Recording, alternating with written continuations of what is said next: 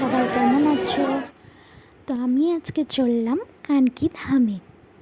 প্রায় রায়গঞ্জ থেকে ট্রেনটা ছেড়েছে 7:20 নাগাদ।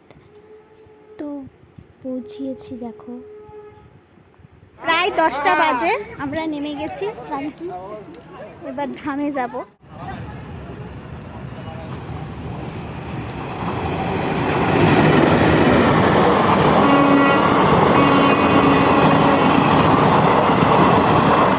এই যে ছোট্ট স্টেশন একটা, যেখানে প্ল্যাটফর্ম নেই কিন্তু ওভারব্রিজ আছে। কি বলবে যে আম তুলতে আসছে, চলো। আমাদের নাই ভাই গাছ।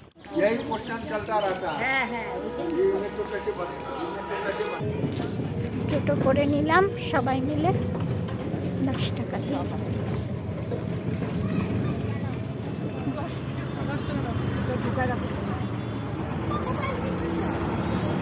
পৌঁছিয়ে গেলাম সবাই মিলে, আমার মা, শাশুড়ি মা আর আমার একটা ভাগ্নি। তো চলে গেছিলাম, বেশ মজায় ভালোই লাগছিল। দেখো সামনেই প্রবেশদ্বার।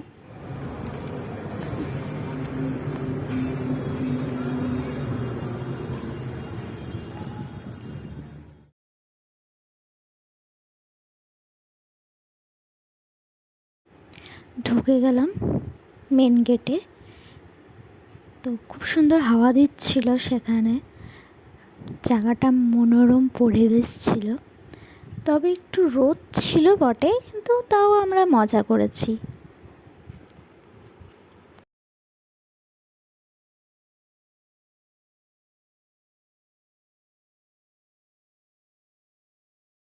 তারপর সেখান থেকে আমরা চলে গেলাম জুতো রাখতে।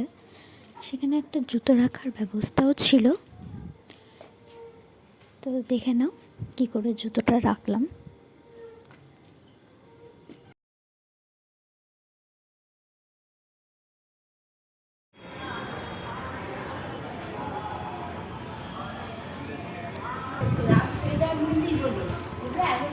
फोड़ के गणेश मंदिर में धूप जला के ऊपर लेके जाइए, पंडित जी को दीजिए।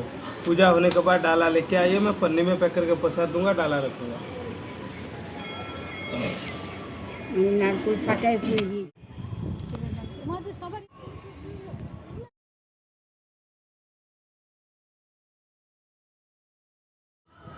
যজ্ঞ হচ্ছে।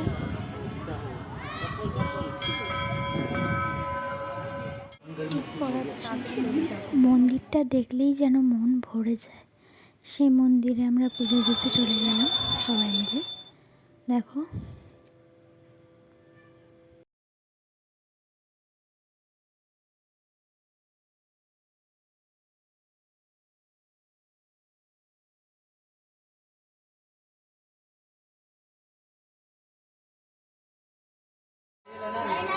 ये नारियल लेके जाने समय छोड़ देना, गणेश जी को चला देना आधा, ठीक है।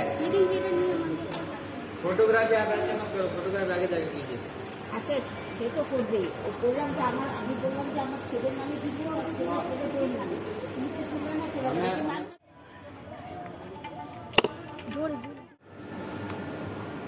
ঠাকুরের সামনে সুতো বেঁধে মানত করে নিলাম। তারপর এই জিনিসটা কি আমি বলতে পারবো না, কিন্তু এরকম করে বলে গেলে শরীর ভালো থাকে, সেটাই আমি জানি। তো আমরা সবাই এক এক করে তার সামনে প্রণাম করে নিলাম এইভাবে।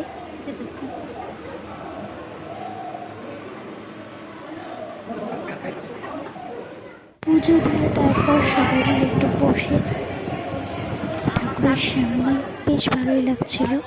তারপর বেরিয়ে প্রকৃতির একটু হাওয়া খাচ্ছিলাম।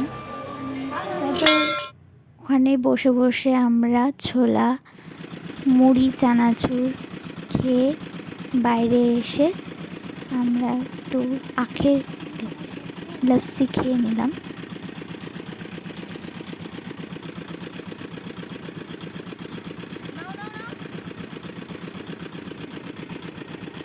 তারপর খেয়ে দিয়ে আমরা একটা দিদির বাড়ি গেছিলাম। সেখানে একটু সয়াবিনের তরকারি, পাঁপড় ভাজা, আলু সেদ্ধ আর শাক করেছিল, সেটা খেয়ে একটু ফুচকা খেয়ে আর গরম গরম জিলাপি সেই দিদিটা নিয়ে এসেছিলো, সেটা খেয়ে রায়গঞ্জের পথে রওনা দিয়ে দিলাম বাসে করে। সেটা আর দেখানো হয়নি বন্ধুরা। তো বাই। ভিডিওটা ভালো লাগলে লাইক, শেয়ার, কমেন্ট করতে ভুলো না।